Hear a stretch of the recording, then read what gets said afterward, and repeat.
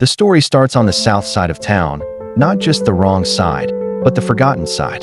The place where the streetlights always flicker and the dreams rust before they even get off the ground. That's where Richard lived. He wasn't rich in pockets, but he was a billionaire in brainpower. He could look at a broken engine and hear its secrets. He could stare at the stars and plot their course. He was 18. He was brilliant. And he was poor. His entire world was contained in a one-room apartment that smelled faintly of pine cleaner and desperate hope. Then there was Eunice. Eunice. Her family didn't just have money. They had kingdoms of it. Her world was gated communities where the air smelled filtered and the grass was always exactly the right shade of green. She met Richard volunteering at a community center's after-school math program. She was supposed to be teaching calculus to the advanced kids. She ended up spending every afternoon with Richard, just talking, just seeing him. She saw the fire behind his eyes, not the struggle in his clothes. That was the first spark of the mystical love. It was quiet. It was terrifying. It was everything. When Mr. Sterling, her father, found out. Oh, when Mr. Sterling found out. That's when the hook set deep. He didn't just disapprove. He saw Richard as an infestation, a stain on the Sterling name. He didn't use harsh words right away. He used something far colder, contempt. "Eunice," he said, adjusting his $5,000 suit, "are you truly entertaining this phase?" Mrs. Sterling just sighed, her expensive jewels rattling like chains. "Darling, the children you associate with reflect our standing. This is not appropriate." They tried to buy Richard off first. A crisp check. 5 figures. "Take this, Richard, and put it towards your education somewhere far from here," Mr. Sterling commanded in his downtown office, the city glittering behind him, a golden cage. Richard didn't even touch the check. He just looked at the man. "Sir, your daughter isn't a debt I can pay off." That's when the war truly began. They underestimated Richard's soul. They overestimated the power of their dollars. The Sterlings were not accustomed to being told no by anyone, especially not by a boy who rode the bus. They decided to destroy him. Slowly, methodically. Richard was applying to a top tech scholarship. It was his ticket out. His only ticket. Mr. Sterling, with one phone call, leveraged his corporate power. The result? Richard's application, which was perfect, suddenly had character concerns flagged. His recommendation letters, which were glowing, were somehow lost in transition. The scholarship committee, seeing the subtle pressure from a major donor, Sterling Industries, quietly passed him over. He watched his future slip through his fingers like sand. He was devastated. He didn't cry. He just went still. He walked home, his diploma in his hand, feeling like a worthless piece of paper. Eunice found him sitting on the curb in the rain. She didn't try to fix it. She just sat down next to him, ruining her silk dress in the polluted puddle. "They did this, Richard," she whispered, her voice raw. "My father. He admitted it to my mother." Richard looked at her, his eyes hollowed out. "It doesn't matter who did it, Eunice. It's done." "No," she insisted, gripping his hand. "We're done with them." That was the line in the sand. The Sterlings escalated their attack. Richard needed a job. He was hired as a junior mechanic at a specialized fabrication plant. 3 days later, Mr. Sterling's attorney made a call. The plant lost a major contract with a Sterling subsidiary. The mechanic was laid off. Budget cuts, they called it. Richard saw the pattern now. Every door that opened for him, Mr. Sterling slammed shut. Every whisper of hope, he drowned out with a shout of contempt. He was targeted, hunted. The poverty that had been an obstacle now felt like a cage, reinforced by their wealth. Richard started getting anxious. He stopped sleeping. He was falling into a dark, deep hole. And this is where the mystical part of the love truly manifested. Eunice's mother gave her an ultimatum. "Marry this nice boy, Nereus. He's from a suitable family, or you will be cut off. Completely. No trust fund. No house. Nothing." Eunice looked at the stack of documents, the future of limitless ease laid out before her. Then she looked at Richard, sitting in the gloom, his dreams turned to ashes. She had a choice, comfort or commitment. She walked out of the Sterling mansion with one suitcase. That was all. She left the diamonds. She left the cars. She left the security. She moved into Richard's tiny apartment. She didn't romanticize the struggle. She embraced the truth. She got a job tutoring wealthy high school kids online, using the small laptop she brought. She learned how to stretch a dollar until it screamed. She learned the sound of mice scratching in the walls. She learned what true love meant, presence in the storm. They were two souls against the world. Richard was at his absolute lowest. He had nothing. His spirit was crushed by the systemic cruelty of the Sterlings. One night, he was ready to quit, ready to leave town, ready to accept defeat. "I can't drag you down with me, Eunice," he whispered, staring at the ceiling. Eunice turned to him. Her eyes were not the eyes of a pampered girl. They were the eyes of a warrior. "Listen to me, Richard. You aren't dragging me anywhere. I chose this ground. This is our foundation. Build whatever you need to build, but know this. I am here, and I am not moving." That loyalty, that sheer, unreasonable faith, that was the fuel. Richard couldn't fail her. He couldn't disrespect her sacrifice. He channeled his genius away from the large, corporate world that rejected him. He started fixing things in the neighborhood. Old computers, broken appliances. He realized a painful truth. He knew how to fix systems. The people in his neighborhood knew systems. They knew what it felt like when the power grid failed, when the old heating system broke down, when the infrastructure crumbled. Mr. Sterling's world was theoretical wealth. Richard's world was practical survival. He didn't get a scholarship. He started his own company. It was just Richard's Repair on a hand-painted sign. He fixed an old server for a local church. He built a cheap, energy-efficient filtration system for a failing community garden. He used salvaged parts and pure, untainted genius. He was building an invisible empire of necessity. He and Eunice lived lean, but their love was rich. They were happy, quietly, fiercely happy. The Sterlings, meanwhile, were celebrating. Eunice has made her choice, Mrs. Sterling had sniffed. She's cut off. We've done our duty. Mr. Sterling had succeeded. Richard was contained. He was small. He was poor. He was powerless. Or so they thought. They saw his small repair shop. They laughed. They had no idea of the dramatic irony that was already unfolding, silently, in the heart of their own golden kingdom.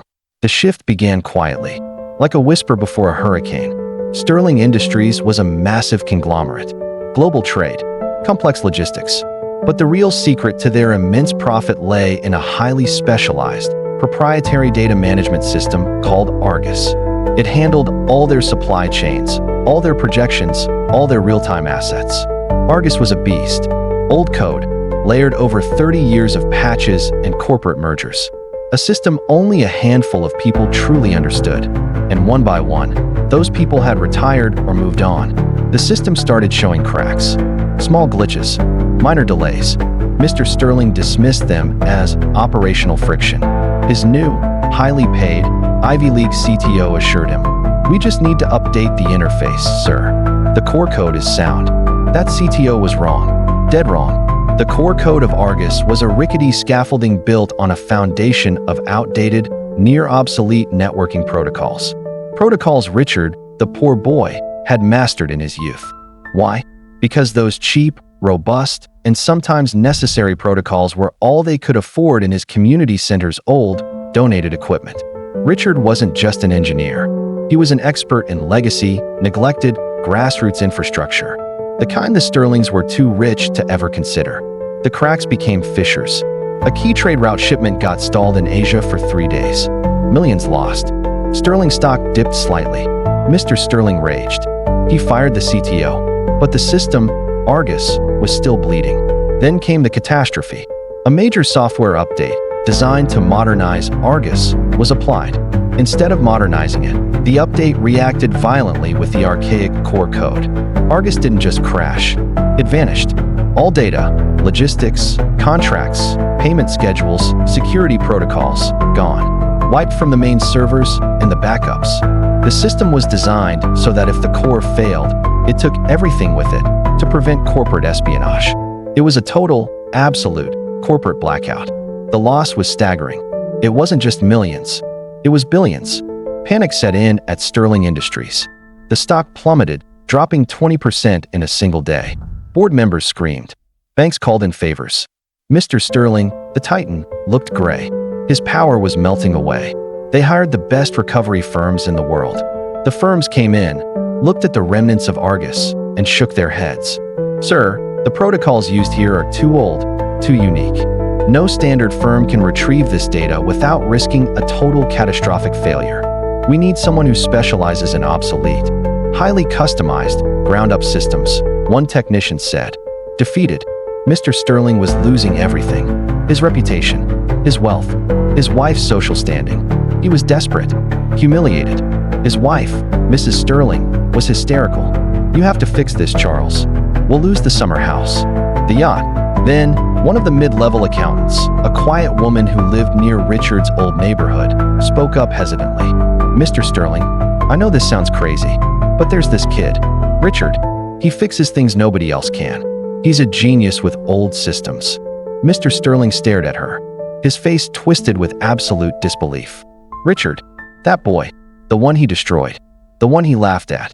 The irony was a bitter, metallic taste in his mouth. The realization hit him like a freight train. The system he had built his empire on was so fundamentally flawed, so ridiculously old school at its heart, that only someone who had lived outside the golden cage could possibly understand it. Only someone who had learned engineering out of pure necessity, scavenging obsolete parts, could know this code's secrets. The rich boy genius wouldn't know it. The Ivy League firm wouldn't touch it.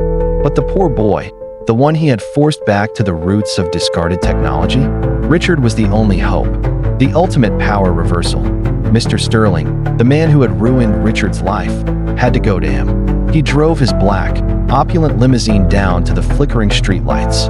He found Richard's Repair, the hand-painted sign slightly crooked. He walked into the small shop, where Eunice was organizing spare parts, now wearing comfortable work clothes instead of designer silk. She didn't look surprised, just intensely cold. Mr. Sterling, stripped of his boardroom authority, swallowed his pride. It felt like gravel. "Eunice," he started, but she cut him off. "It's Richard you need to talk to, Father. He's in the back." Richard emerged from the back room. He was older now, stronger. He didn't wear a suit. He wore a grease-stained t-shirt. He was the master of his domain, the king of his own infrastructure. He looked at Mr. Sterling without malice, but with perfect, devastating clarity. "Mr. Sterling," Richard said, his voice calm, "what can I fix for you?" The old man tried to bluff. "I need you to look at a system. Highly sensitive. A consultancy fee will be negotiated." Richard leaned against a workbench, arms crossed. "I know what system, sir. Argus. The same company that forced me out of my mechanic job. The same connections that destroyed my scholarship." Mr. Sterling stammered. I was mistaken about you, Richard. Severely. My judgment was poor. This is a matter of life and death for my company." Richard looked at Eunice. She gave him the faintest, most encouraging nod. "Your choice, my love. Life and death," Richard repeated, the tension in the room so thick you could taste it. "That's a heavy concept, sir. One I learned very young." He picked up a rusty wrench and turned it in his hands. "You wanted me to be powerless. You wanted me out of your sight. You used your power to crush a young man's future just because you couldn't stand the idea of him being near your daughter." Mr. Sterling visibly shrank. "I apologize, Richard. Truly. Name your price. I'll pay anything." Richard smiled, a slow, dangerous smile that didn't reach his eyes. "No, sir. This isn't about money anymore. You already taught me that money is temporary. Power is structural." The dramatic irony was deafening. The man who had taken everything now had to beg for his life. Richard finally laid out his terms. His justice: "I will look at Argus. I will rebuild the core structure, and I will restore your data, if it can be done." Mr. Sterling's face lit up with relief. "Thank you, Richard. Anything. But," Richard continued, holding up a finger, "the company pays for two things immediately, up front, non-negotiable." "What?" Mr. Sterling asked, eager.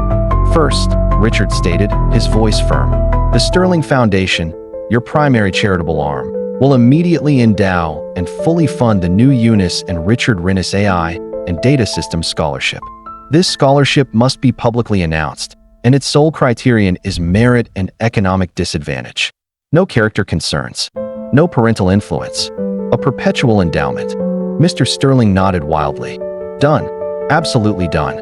"Second," Richard said, turning to Eunice, a look of profound love passing between them, "you will publicly, in front of your entire board and the press, announce that the future of Sterling Industries is dependent on the genius and expertise of Richard Rinus, the man you previously dismissed."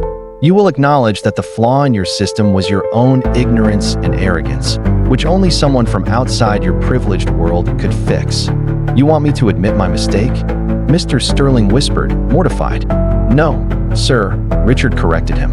I want you to admit the truth, that the wealth you hold hostage is less valuable than the knowledge you despise. The shame in Mr. Sterling's eyes was greater than the fear of financial ruin. It was the sight of his own power being used against him, not for revenge, but for systemic correction. He agreed. He had no choice. Richard went to the Sterling Tower. He worked for 3 days straight. He didn't just fix Argus. He essentially reverse-engineered the entire core, replacing the unstable, outdated protocols with robust, open-source solutions he had developed in his humble shop. He made the system better, unbreakable. He restored 99% of the data. The crisis was averted. Sterling Industries was saved. The stock stabilized. The recovery cost was immense, but the company survived. Richard walked away from the tower, not with a giant check, though he was paid handsomely, but with the knowledge that he had fundamentally changed the structure of power for generations of young people who would come after him. The press conference was 2 weeks later. Mr. Sterling, looking smaller than ever, stood before the cameras. He announced the successful recovery. Then, he did what Richard had demanded. He announced the Eunice and Richard Rennis AI and Data Systems Scholarship. And in a moment of true, dramatic, public humiliation, he delivered the life lesson himself. The failure of Argus, he said, his voice cracking slightly, was a failure of perspective. We built a beautiful, shining tower, but we ignored the foundational knowledge that exists outside our privileged walls. We were saved by the very individual my family was too blind and too arrogant to respect. His intellect saved this company. His integrity is a lesson to us all. Eunice and Richard watched it together on a small TV in their apartment. Eunice leaned her head on his shoulder. You won, Richard, she murmured. You didn't just win a fight. You changed the rules. Richard smiled, finally, genuinely. We won, Eunice, because you showed me that true power isn't about how much you own. He looked at her, his love deep and mystical. It's about who stands with you when you have nothing left to lose. The powerful life lesson we take from this story is simple, but absolute. Never let the weight of someone else's contempt define your altitude. The resources you develop when you are struggling, the ingenuity, the necessity, the resilience, these are the very things the privileged class often overlook. Their power is often fragile, built on old, shaky systems they inherited. Your power, born from struggle, is unbreakable. It is real. And when the table turns, when the system they rely on finally breaks down, the one they underestimated will be the only one who knows how to put it back together. Justice isn't just retribution. Justice is when the very weapon used against you becomes the instrument of your ultimate triumph. Richard didn't take their money. He took their pride and secured a future for those who come next. And that, my friends, is the victory. That is the testimony. Like, comment, and subscribe for more stories of justice, truth, and power from behind the scene.